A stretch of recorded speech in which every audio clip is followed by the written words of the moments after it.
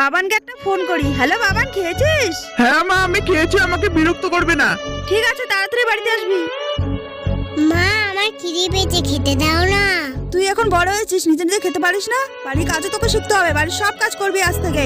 যা গিয়ে নিজে নিয়ে খা। আচ্ছা মা। যাও। শরীর খারাপ করছে কেন, চেয়ারটা গিয়ে বসি। বাবানকে একটা ফোন করি। হ্যালো বাবান, একটু আয় না। কেন বিরক্ত করছি আমায়? রাখো বাবান ফোন। একটু শোন না, কেটে দিল ফোনটা। মা, কি হয়েছে তোমার? জ্বর এসেছে, জ্বর পুটি দিতে হবে। মায়ের জন্য একটু খাবার নিয়ে আসি। মা, বিস্কুটটা খেয়ে না, ওষুধ খেতে হবে। মা, কাঁদছে কেন? তোমাকে অনেক আঘাত দিয়েছি, অনেক খারাপ খারাপ কথা বলেছি। তুমি তো আমার মা, বকা দিতেই পারো, তাতে কি হয়েছে? মা, শরীর ভালো লাগছে? হ্যাঁ, তোমার সেবায় আমি সুস্থ হয়েছি।